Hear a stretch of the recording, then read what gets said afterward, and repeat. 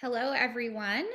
Welcome to the next installment of our disease education webinar series for the Pulmonary Fibrosis Foundation. My name is Amy Hajari Case.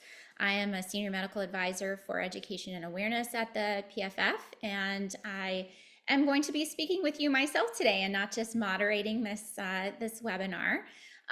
So I won't be introducing anybody else. Since I haven't said what my day job is in a while, I also am the leader of the Care Center Network at Piedmont Healthcare in Atlanta, where I see patients with interstitial lung disease and pulmonary fibrosis and do clinical research there as well. So I would like to start with a few housekeeping notes. If you haven't been on one of our webinars recently, we've changed platforms to the Zoom webinar platform, which is a little different, hopefully a little more user-friendly. But since things may look a little different for you, or if you're new to our webinar series, I'll just give you a couple of tips on managing the platform. If you will go to your control panel at the bottom of your screen, you may need to hover over it for it to pop up if it's not already on your screen. You can use the Q&A tab there to send us any questions about the platform, any technical issues that you may have, and we'll try to answer those. Our staff will be monitoring those for any issues that you may have there. You can also use that to ask questions about the topic that we're going to be talking about today, which is medications for pulmonary fibrosis. I'd love to be able to answer as many of your questions about this topic as I can before the end of the hour. We also have an interesting feature that is new to the Zoom platform for captioning. So if you want to read what I'm saying instead of hear it, or if you need a little of both, you can go to the control panel, hit the three dots that say more, and then you can drop down to where it says captions, and then you can ask to show captions there, and it should do a pretty good job of capturing what it is that I'm saying during the session today. Please, again, if you're having any technical issues or questions, do not use the raise your hand. If you see it there, please don't use that. Use the Q&A. And then finally, if you will go to the chat button, there is a chat there from our staff that has the slides where you can click and download those in PDF format to follow along or to refer to later. And you can download those and print them off or look at them electronically at your leisure. So we will get started here. Just to start off with a little bit of a disclaimer that we always do, we are talking about medications for pulmonary fibrosis today, but I want you to remember that any information that I give you today is really informational and educational, and it is not professional medical advice for you. And I'll talk a little bit more about the individualized nature of these medication regimens. It's always important to talk with your own personal physician or healthcare provider about any questions about your own specific medical needs and condition. So I have a lot to talk about today. I probably should have set myself a timer so that we have time for your questions, but we'll try to get through a couple of things. One is to understand the FDA approval designation, and then off-label use of medications. I think this is important because there aren't actually a lot of medications that are FDA approved specifically for interstitial lung disease and pulmonary fibrosis. Some are, but there are lots that we end up using in a quote off-label fashion. We'll talk a little bit more about what that means. We're going to learn the role of anti-fibrotic agents, meaning agents that combat fibrosis or scarring in the lungs in the treatment of pulmonary fibrosis. We'll talk a bit about anti-inflammatory or immunosuppressive agents in the treatment of ILD. And we'll talk a little bit about the inhaled treprostinil, which is approved for the treatment of pulmonary hypertension in the setting of interstitial lung disease. And then I'll talk a little bit more about clinical trial participation and the importance of that. So what does it mean to be indicated by the FDA or the Food and Drug Administration? Well, what that means is that before approval, a company that makes a medication has to submit clinical data on the use of that medication in a specific condition or set of conditions. And that data has to show that the medication is both safe and effective for that particular indication. And then the FDA reviews that information, decides whether it sort of meets their criteria for an approval, and that the risk is outweighed by the benefit of that medication, that it has an FDA approval for that specific indication or condition. Now, I borrowed this slide from Dr. Lee, who used it last year in a talk about sort of the process of drug development. And these are the steps that are required to pursue an approval for an indication by the FDA for a new therapy. So all of these therapies that are out there, every drug that you take has gone through some sort of preclinical, meaning person, right? Not in human, but in either animals or in a lab somewhere, in tissue studies, to make sure that we understand how it works and that it sort of engages with the target and has some rationale for its use in a particular situation or disease state. Then once it's gone past that stage of testing, it can move to in-human testing, and that's in 3 phases. Phase 1 is usually a smaller cohort of people, sometimes in healthy volunteers, just to understand, we aren't mice or rats or ferrets or whatever people are using in their lab. We're not just tissue, we are people. And so we have a whole bodies and metabolism. And that phase 1 study is to understand how a drug is used in a person, how it's metabolized, if there's any safety issues that we can detect early on, and to try to help decide dosing. Phase 2 is a little larger study with more people, looking again at safety, dosing, and early signs of effectiveness. And then a phase 3 study is one that's looking at a much larger group of people, almost always with a control group in that scenario. So either a placebo or a standard of care is being compared to understand whether that new drug is effective in the disease state that's being studied in. And then also reviewing again for evidence of safety and any issues that might come up. At that point, a drug company might then go to the FDA, or Food and Drug Administration, US, and present their data and have it reviewed. And that process is very thorough. So all of this preclinical and clinical trial data is reviewed by the FDA, and a determination is made about whether the drug appears to be safe and effective for the indication that it's been studied in.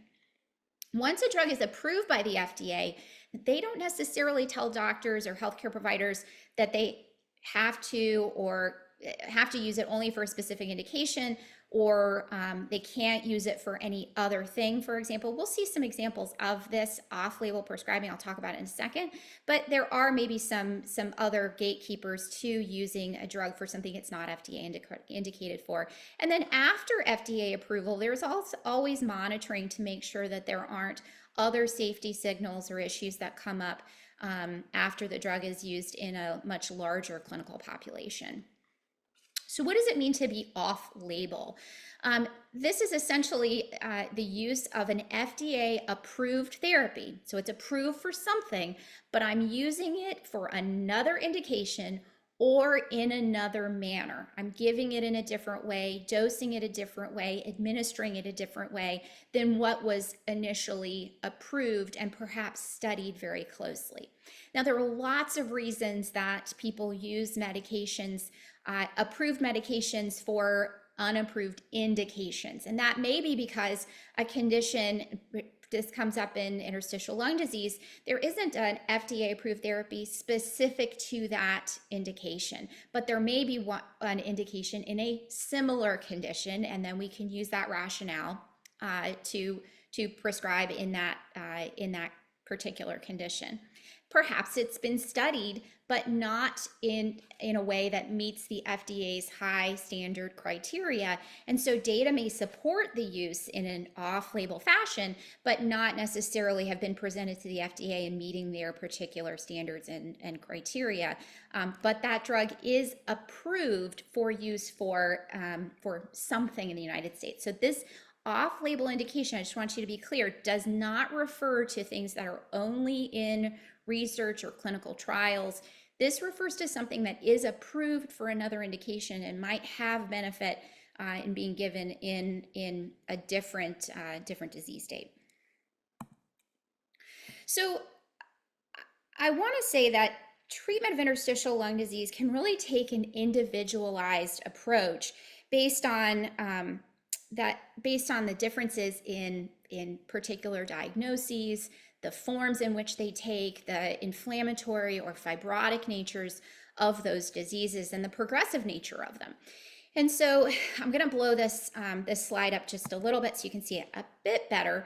This is from a paper that was published in the New England Journal of Medicine in 2020, just outlining some of the approach that we have to different types of interstitial lung disease. And we'll see some of the more common ones across the top of the screen here, and some of the ways we think about those.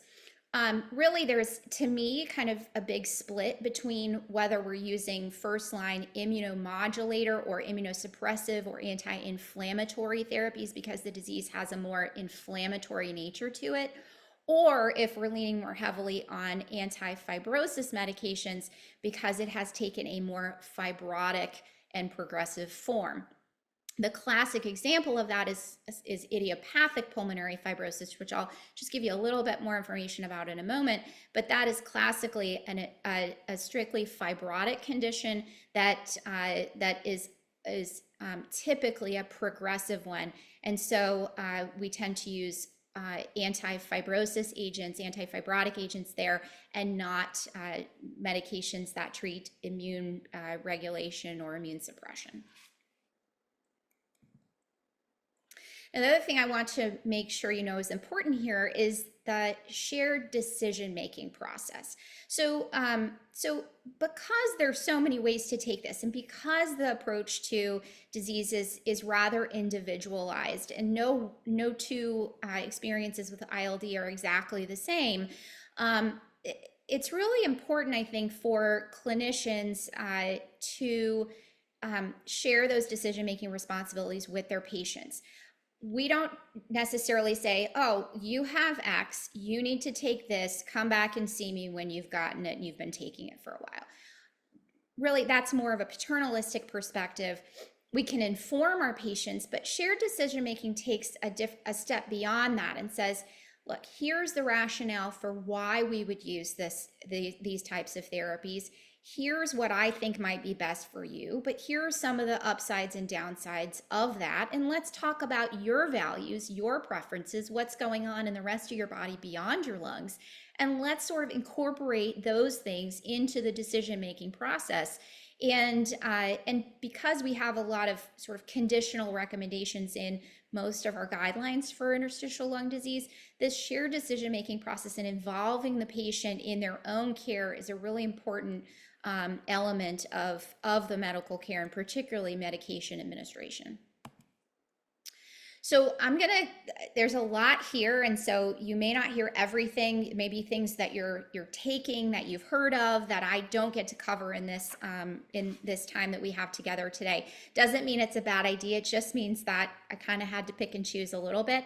I'm going to start with anti-fibrotic therapies or medications that combat fibrosis in the lungs. And then we'll talk about the indications for them, and then we'll move on to the immunosuppressive or anti-inflammatory therapies. So pirfenidone is a medication that is approved for idiopathic pulmonary fibrosis. It was approved in 2014 based on some phase 3 data, one of the graphs of which I show you here, that showed that pirfenidone versus placebo, so patients who were studied over a year and had their forced vital capacity, which is a measurement of lung function, monitored over that year, they had a decline in their lung function, but it was less of a decline than patients who were taking placebo, and that was on average in those large groups. This is a large phase 3 study. And so what we understand is that pirfenidone taken by patients with idiopathic pulmonary fibrosis can have a reduction in the rate of decline of their lung function as measured by forced vital capacity. We really don't expect to see improvement in symptoms or quality of life by using this particular medication. And there may be some side effects associated with it. We did have a lot of questions on side effects submitted. by folks who registered today. Some of those side effects can include nausea, indigestion, upset stomach. A lot of that is mitigated by taking medication with food. It's taken 3 times a day. Lots of us eat 3 times a day, some of us more. Liver function abnormalities can happen with this medication, so lab monitoring is important and appropriate. Some people do get a rash associated with it. Sometimes it's sun sensitive or photosensitive, and then people can have fatigue and or weight loss associated with it. Oops, sorry. There we go.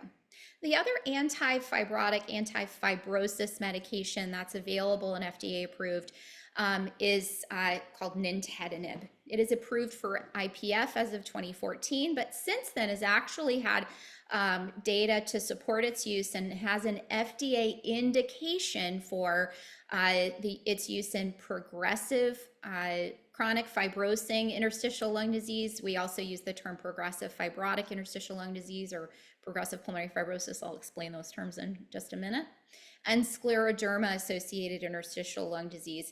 And again, this is an FDA approval for these specific indications because there was data generated in large clinical trials, so phase 3 clinical trial, that showed benefit and safety in those particular diagnoses or particular conditions.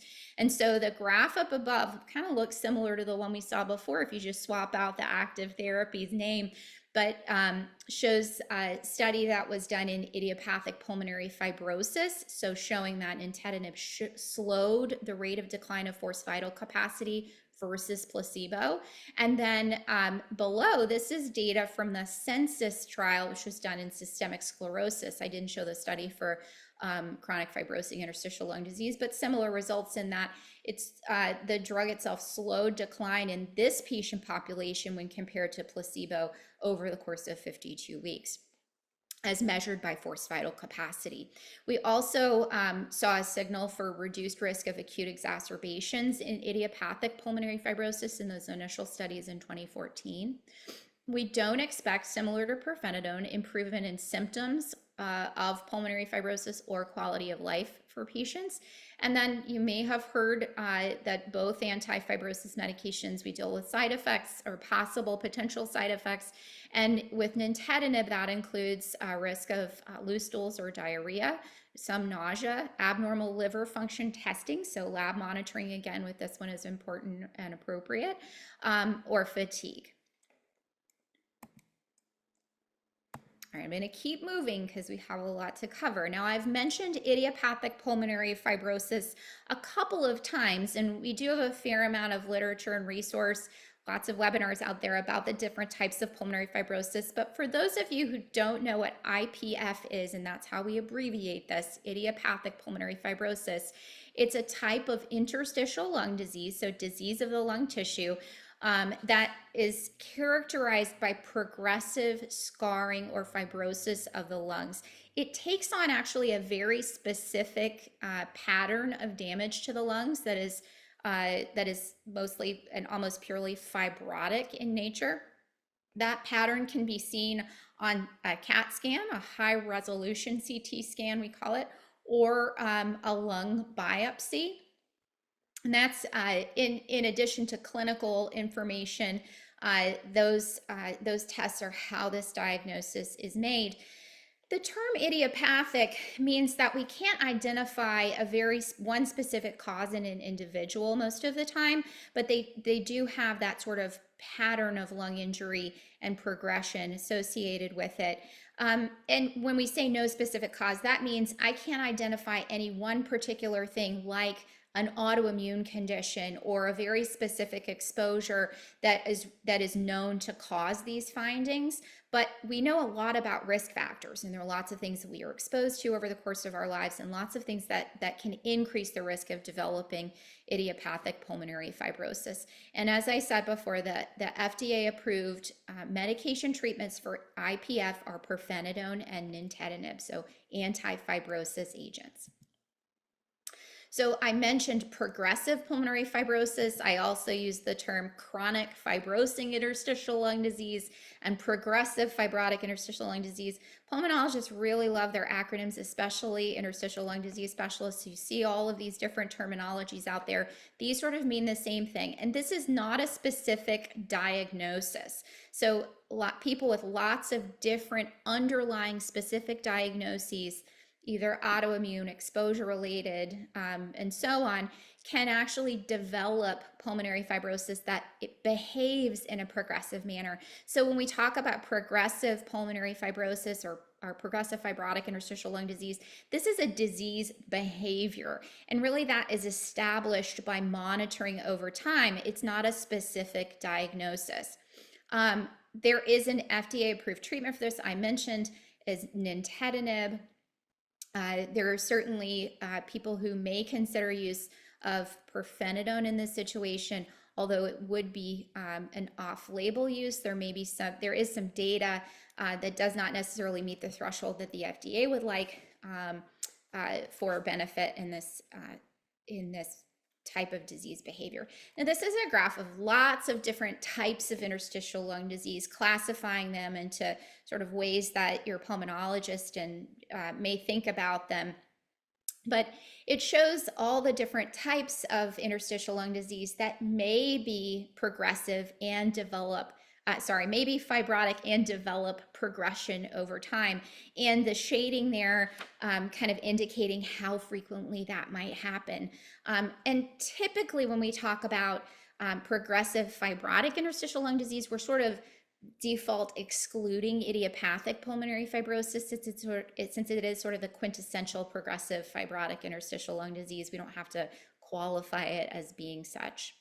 We define progression as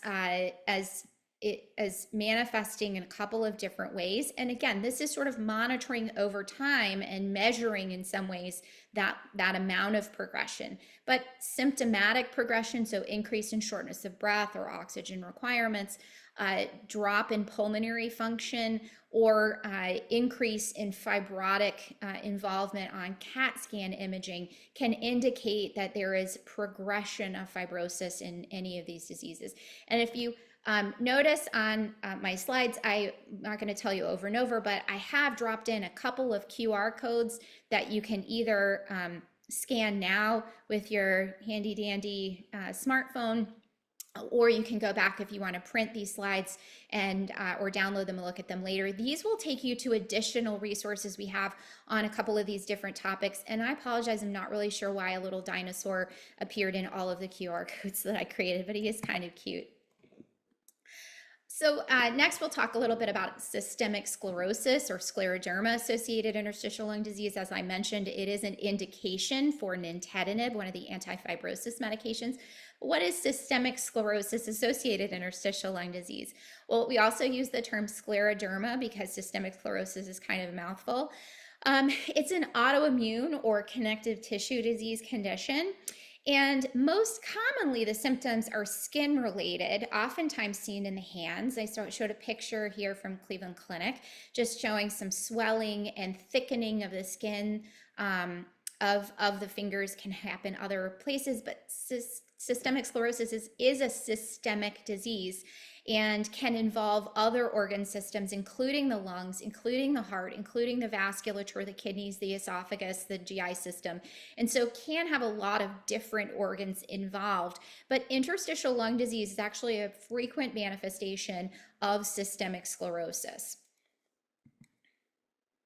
And in systemic sclerosis, the interstitial lung disease can take a myriad of different findings, from the purely inflammatory I kind of showed here on the left of your screen, the more fibrotic in nature without a lot of inflammation kind of in the center, or a bit of both, which I show on the right here. Most of the time that's determined by CT scan, but it can sort of take that spectrum, and there can be progression from one area into another. We can have inflammation increase over time, fibrosis increase over time, inflammation sort of promote fibrosis over time and so on. So monitoring of that is important.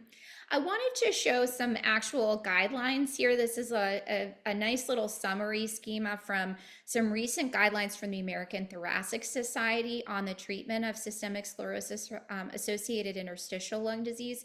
And this is not equivalent to an FDA approval. I'll keep that in mind. So there are lots of different ways we get, as medical professionals, we get information about what we should be doing and how we can practice and how we can best take care of our patients. And guidelines are from governing bodies like the American Thoracic Society are one of them. This guideline group is a group of experts that got together and did a review of a lot of literature and information on treatment of systemic sclerosis associated interstitial lung disease. So I wanted to show this as an example since it's recent. They basically went through, looked at the data, the studies, the observational studies, the comparative studies and things like that, rated the quality of that information, looked at how many patients were in each study and how strong was the finding there? Did it support use? And then they put their heads together and said, do we agree with this? Do we think people should use it? Do we think that it is an option? Do we think we shouldn't be using it? And so, so this guideline document kind of lines all that up. And when they make recommendations, they say, we're in favor of, we think we think that this is we're strongly in favor of, we think it's an option, or we think it's not a good idea. And then they kind of put forth some ideas about what other areas might need to be researched. And when you see this document, or at least this slide, they made it clear that this is not like a stepwise algorithm to recommend. They actually said, this is an individualized decision and we might, choose one or the other of these things depending on the individual needs of the patient. And so again, that individualized approach and the shared decision making helps us understand what all of our options are and what best meet the needs of the patient in front of us. And I'll talk about most of these agents just briefly here, so we kind of get a little bit of understanding. We've talked about nintedanib, we've talked about pirfenidone. I am not going to speak about specific studies on combinations. That's a little bit beyond the scope here, but let's talk about a few of the immunosuppressive or anti-inflammation therapies that we use. Not all of them, and I'm sure somebody here is going to be on something that I don't mention. Again, it's not because you shouldn't be taking it, it's because I just had to make some choices editorially today. So one thing you might, we hear a lot about, and as an interstitial lung disease physician, I use a fair amount of, and that is mycophenolate, or mycophenolic acid is another formulation of that.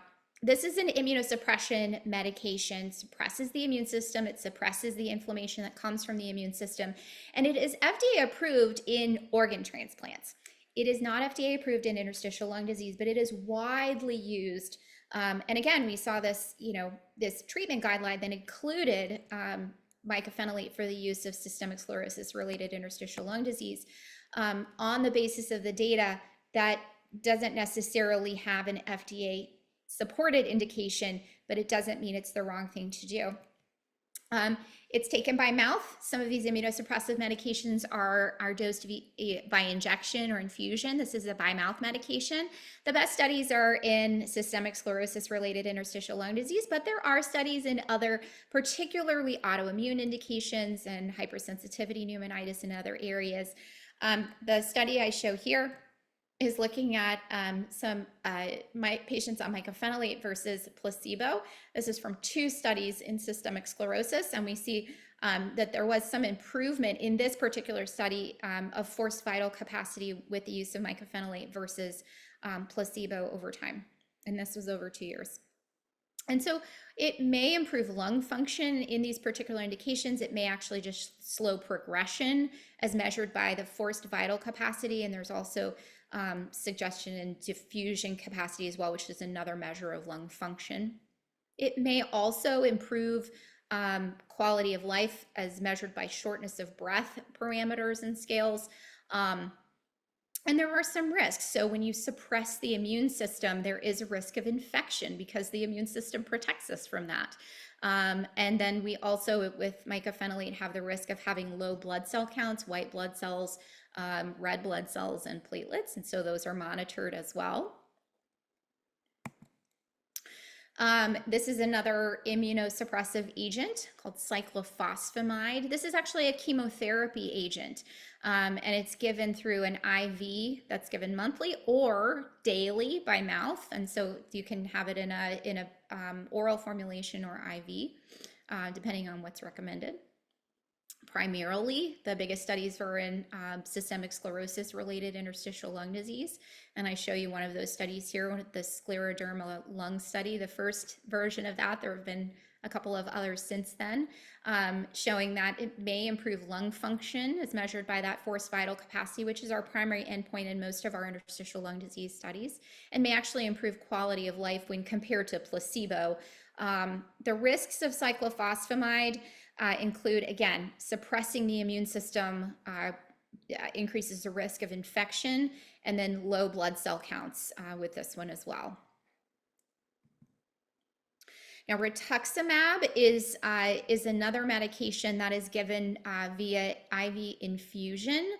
This is a monoclonal antibody. Monoclonal antibodies are medications that target very specific receptors on certain cells in the body, depending on what they're targeting. And this one targets B cells, so depletes those and reduces their activity. And this is approved for use in certain lymphomas, in rheumatoid arthritis, although not specifically in rheumatoid arthritis related interstitial lung disease, and some types of vasculitis. And we see this also used in other types of, now that's on label, so FDA approved for those indications. And this again is used in an off-label fashion for certain types of interstitial lung disease, often those associated with autoimmune conditions. And there are some studies in systemic sclerosis related interstitial lung disease, small ones that show that they may provide some benefit with slowing lung function. A larger study that I showed here, that this was in a broader group of interstitial lung disease patients with autoimmune disease, not just systemic sclerosis, and it showed improvement in FVC, forced vital capacity, and quality of life over time. This was a comparison with cyclophosphamide, but see those numbers go up in a relatively convincing fashion there. It's given by IV, 2 doses about 2 weeks apart every 6 months. And there are some risk of infusion reactions with those infusions. And then again, suppression of the immune system puts a person at risk for infection. Tocilizumab is another immunomodulator medication. Now, this is approved particularly for interstitial lung disease in the setting of systemic sclerosis. Okay, so this is one that has an FDA indication in interstitial lung disease. I told you there's not a lot of those. It's also indicated for rheumatoid arthritis treatment, vasculitis, and also for severe COVID-19. So this is something that was studied during the COVID-19 pandemic, when people were so very sick and having this inflammatory overload in the body.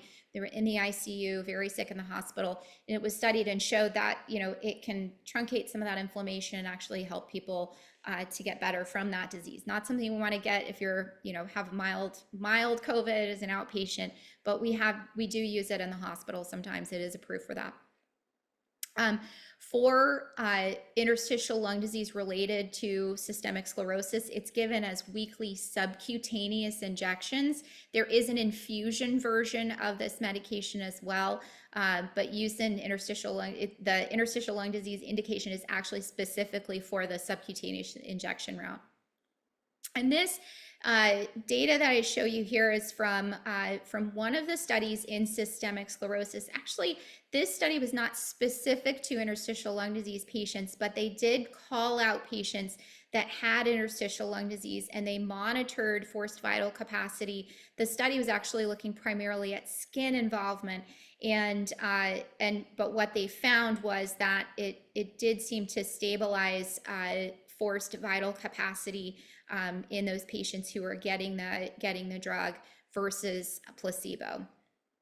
Risks of tocilizumab include, once again, infection, because we are suppressing the immune system, this time by the interleukin-6 pathway, and injection site reactions. Okay, so I did tell you I wasn't going to cover everything and every medication that people are getting, are prescribed or even in clinical trials. That's way beyond the time that we have together today. And I also didn't cover specifically every other form of interstitial lung disease, because that's a very broad topic as well, and sort of have to be mindful about getting to some questions and being over time. But what I didn't talk about was some of the other specific autoimmune conditions like rheumatoid arthritis or myositis. I didn't talk specifically about hypersensitivity pneumonitis, and I didn't talk about pneumoconioses, which are occupational interstitial lung diseases, asbestos, and things like that. Really, in those conditions, if I probably should have brought that other slide back from the beginning with the flow chart, looking at, talking about the anti-inflammation strategy and anti-fibrosis strategy, sort of individualize those decisions based on the morphology, how the disease is manifesting itself, and its behavior over time. For these conditions, there really aren't any FDA-specific approved medications, and so we're using them, we're extrapolating information from other disease states that are similar and using those on an individual basis based on that information. We can also use best medical evidence, so smaller clinical trials didn't have as many patients, maybe were not randomized, they were observational based on a center's experience, and maybe that's a lot of experience, and that is valuable information, but it may not necessarily have met the threshold of being presented to the FDA. And then we also have, as I've shown you, some clinical practice guidelines as from the American Thoracic Society or the American College of Rheumatology, and then expert opinion, which you can find at any of our PFF's Care Center Network sites. If you haven't been to one, you can go to our website and try to find one close to you if you're interested in seeking an opinion such as that. I'm going to shift gears just briefly and talk about one other medication that has an indication in kind of a tangent to interstitial lung disease, and that's in pulmonary hypertension that's related to ILD. So this is pulmonary hypertension is high blood pressure in the blood vessels that go to the lungs, right? Not in the arm where we can measure it with a blood pressure cuff, but in the actual pulmonary arteries, which are shown in blue in this diagram from the Cleveland Clinic. Pulmonary hypertension can develop either alongside or as a direct result of interstitial lung disease. It's not entirely clear why that happens mechanistically, but as you can imagine, damage to the lung tissue and stiffening can cause increased pressure in those little blood vessels, and low oxygen levels can also cause some increased pressure in them as well. That diagnosis is made by something called a right heart catheterization. And if you're interested in learning more about that, I do have a link here with QR code to one of our previous webinars specifically about this topic. Now, treprostinil is a pulmonary vasodilator medication. It lowers blood pressure in the lungs, and in its inhaled form, it is approved for use in patients with pulmonary hypertension that is related to interstitial lung disease.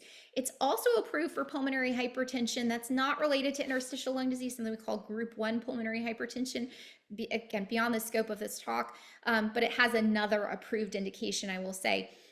It's given by nebulizer or by inhaler, and that's given 4 times a day. And that is on the basis of this, this clinical study that I show here. One of the charts from this is called the INCREASE trial. It was looking specifically at patients with interstitial lung disease and pulmonary hypertension. And unlike studies in pulmonary fibrosis, studies in pulmonary hypertension tend to use exercise capacity as their primary endpoint, particularly that measured by the distance walked in 6 minutes. So many of you may have done a 6-minute walk test in clinic. A formalized version of that can be done in a clinical trial, and the distance measured over time. And that is the primary endpoint for most of our pulmonary hypertension studies. And so what this clinical trial showed was that the use of inhaled treprostinil in this patient population actually increased the distance a person could walk over time while using the medication, as opposed to those subjects who were on placebo that had a drop in their 6-minute walk distance over time. Side effects of this medication have to do primarily with the dilation of blood vessels, so can include headaches and dizziness, but also can include cough, nausea, fatigue, and diarrhea associated with this as well. Now, medications are really just a small part of a comprehensive care plan, okay? You are not going to get away from this talk without me talking about things that have nothing to do with medications that we take or are given. There's so much more to the care of a person living with pulmonary fibrosis, and that would include pulmonary rehabilitation, the use of oxygen when it's appropriate, preventive care, so vaccines and smoking cessation, management of symptoms, right? Many of these medications we talked about don't address people's symptoms, but there are ways to do that. Lung transplantation, and then again, management of comorbidities or other medical problems that are sort of tangentially related to pulmonary fibrosis. And then the last thing I'll mention here is clinical trial participation. I had a lot of questions submitted about research and new treatments. We will have a webinar later this year about new treatments coming up. So I know this is a hot topic. It is beyond the scope of what we can cover today, but I do have a screenshot from our clinical trial pipeline on our website. And this tracks what's out there that's being developed, what phase that medication is in, what condition it's being studied in, and where it falls on that pipeline. And so if you're interested in learning more, this is a great website to go and play around with. You can look at different phases, you can look at different conditions and indications. Now, there are a lot of new drugs in development for idiopathic pulmonary fibrosis, as well as other types of interstitial lung disease, but none of these will come to fruition and be available to patients if they do not get through their clinical trials. And the clinical trials require the volunteers, people to be subjects and participate in those clinical trials. They have to recruit a certain number of patients, which is a lot, usually hundreds, or maybe more. And they have to be followed for a long period of time, okay? And to be able to tell if these medications are safe and effective in the disease state that they're being studied in. So unless we have people participating in these studies, they're not going to come to fruition. They're going to get stuck where they are right now. And so my next couple of slides here is talking about ways to get involved. If you haven't already, you can visit the Pulmonary Fibrosis Foundation's Clinical Trial Finder website. There's a QR code here for easy access, or the website here that you can directly type in. And I'll show you the kind of front page here. This is a way that you can put in information about yourself. You can create an account, log in, come back to it later because things are always changing, and look at open clinical trials that may fit for you, that you might be a good candidate for and might be nearby. You can filter for your zip code, how far away you're willing to travel, lung function, and things like that. And we also have some navigators that are standing by to talk with you by phone or connect with you by email, so that they can help you navigate the site if you're having any trouble, or connect with a trial if you're finding something of interest. So again, I've got a QR code there and our website there as well. All right, so I have left us hopefully enough time to get to some questions. As a reminder, if you would like to ask a question, and it seems like a lot of you do, because I'm looking at our question box now, let's type those into the question and answer box on your control panel, and we will just get started. So I have a fair amount of questions about, since I'm doing this myself and not moderating, I'm probably gonna have to talk real time. Let's talk a little bit about side effects first, since somebody got their question in very early. Congratulations to you. The skin reaction to pirfenidone. So I mentioned briefly photosensitivity. That's a hypersensitivity to the sun. It can take the form of a skin rash in areas that are directly exposed to the sun. You can also get a rash that's not sun related, but this is the one we talk about the most. And I always advise people to make sure to use sun protection. So SPF or UPF clothing. We probably should be taking good care of our skin anyways. So hats and sleeves and things like that. It is something that you might want to consider as you're using that shared decision making model with your physician. So you're considering that medication, how much time you're spending in the sun, and how committed you are to taking care of your skin in the sun, which you should be anyways. But the question here about does it get better over time? Not necessarily. I think in some cases it can. I do think that in my experience, this is anecdotal, people kind of learn how to manage that. And then if you were on our webinar just last week, Dr. Summer mentioned that the concentrations of that drug are highest about an hour in the skin, about an hour after it's taken. And so the highest risk of the sun-sensitive reaction is within the first hour or so after taking it. So if you can delay the sun exposure and also protect your skin a little bit, then that may mitigate some of that side effect.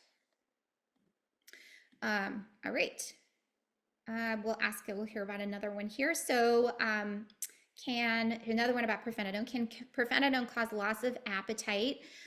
Yes, it can, which is a little bit contradictory because, you know, you're advised to take it with food, and then that becomes harder when the appetite is not as good as it was, but it does help. And so taking the medication with food can help some of the nausea, indigestion, yucky feeling around food. And I always advise people to have sort of a balanced approach to what goes in their belly when they're taking their medication, both pirfenidone and nintedanib. It's a good idea to have something that has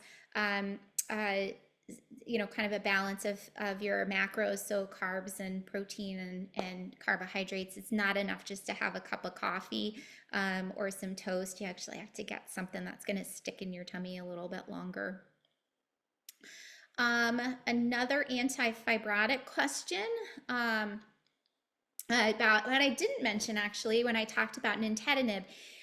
Is that there is a dose reduction that's an option for management of side effects, particularly the GI side effects that can happen. And so that dose can go from 150 milligrams twice a day to 100 milligrams twice a day. And that often does mitigate some of the side effects that people are having with the medication and can help them stay on it. There is efficacy at the lower dose. We know this because it was allowed in the clinical trials and did still show benefit. I would say that, you know, if you're contemplating whether I should push back up to my previous dose or not, talk with your doctor about that. That is an option. But my take on things is it's better to be on some than not be able to tolerate it at all and be on none. So sometimes, perfect can be the enemy of good. I think that lower dose for tolerability does have efficacy. It might not be quite as good as 150, but if you're not able to take the full dose because of side effects or because of the impact on quality of life, then that's certainly a consideration. Okay, let's go.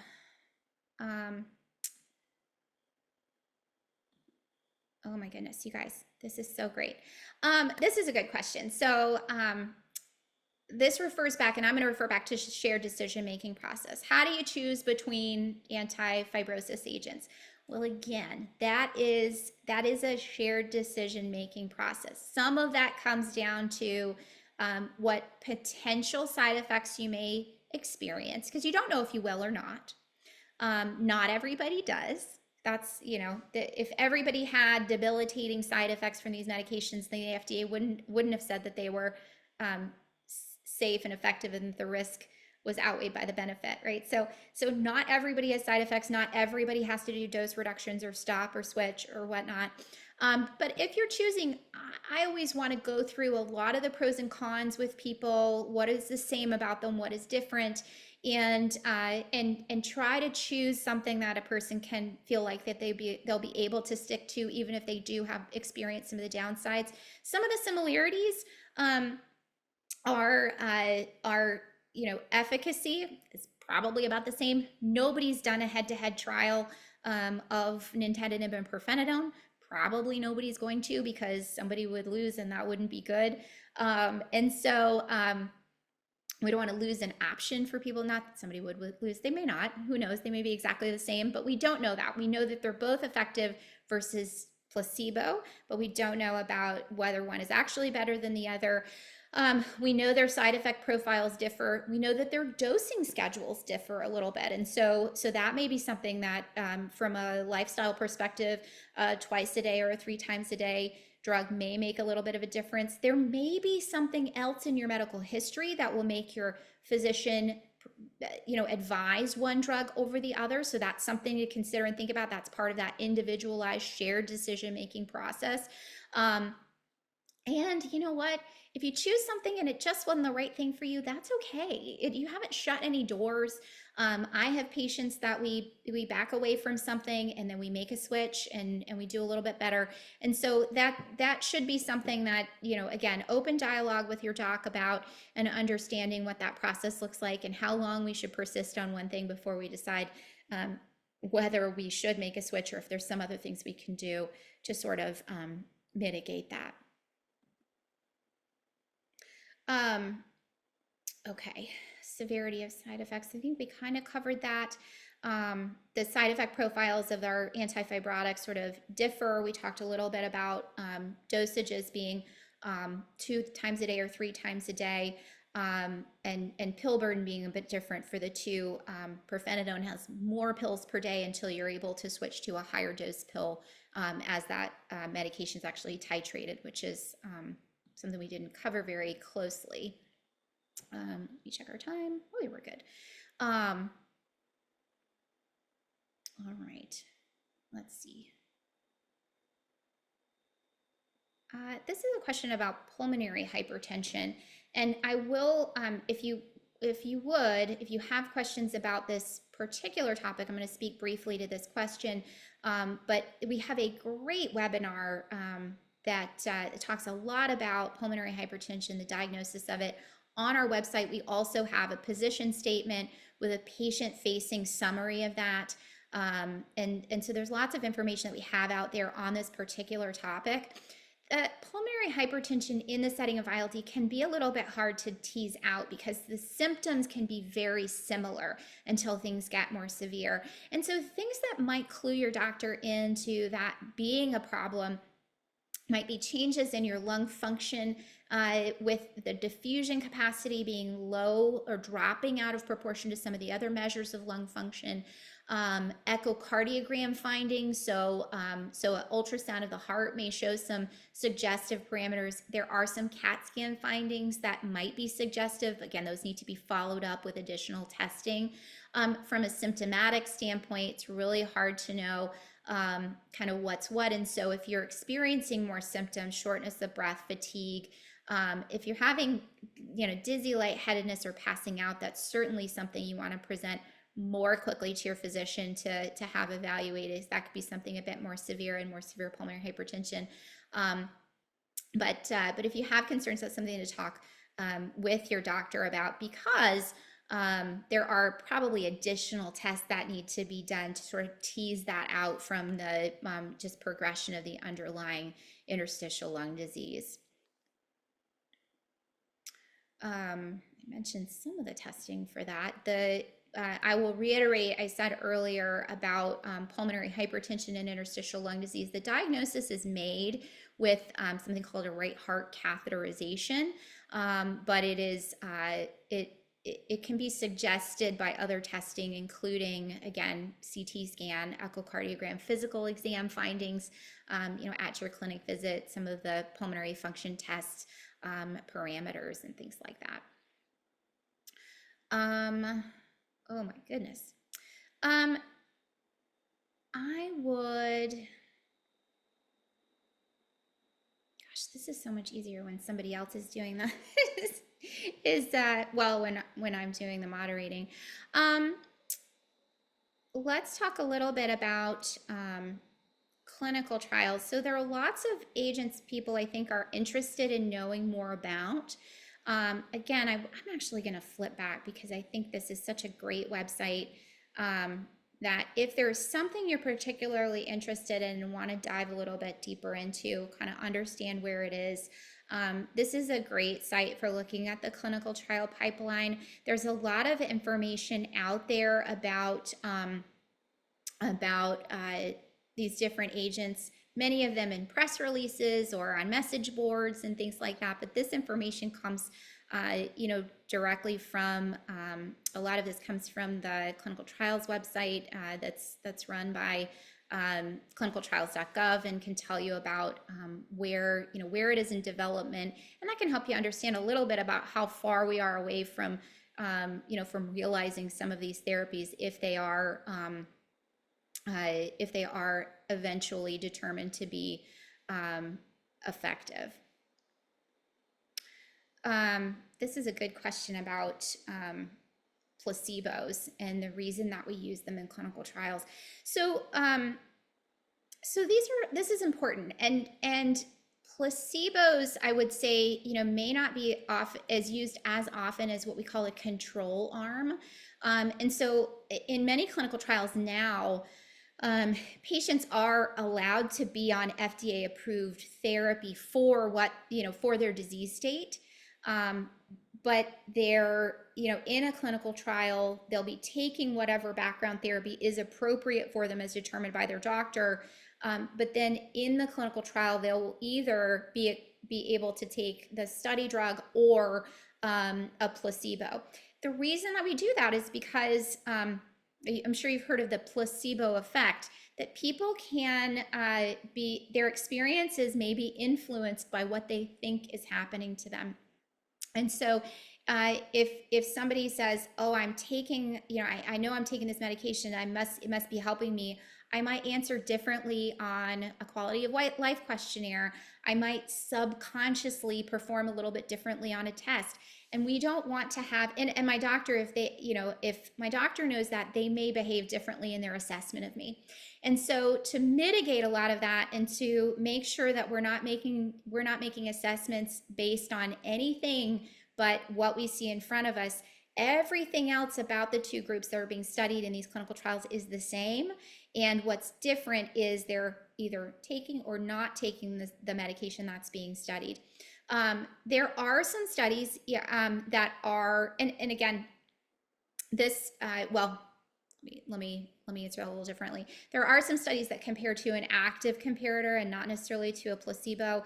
And so, we can see, maybe this is, maybe a new drug is being studied against something that's standard of care, and nobody's on a placebo necessarily, but one is getting, a new drug to decide if it's better than the other or not.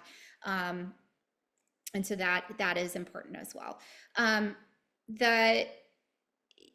There are different ways of studying different disease states. This is how things are done in interstitial lung disease, and I think that makes sense. There are some cautionary tales from the past about studies that were done in interstitial lung disease, particularly in idiopathic pulmonary fibrosis, that were done without a placebo arm, and we ended up, making assumptions of benefit in these with these therapies that actually weren't there when they were studied in a more rigorous way with a placebo later, and they turned out that those therapies were actually harmful or not beneficial, and we thought perhaps that they were based on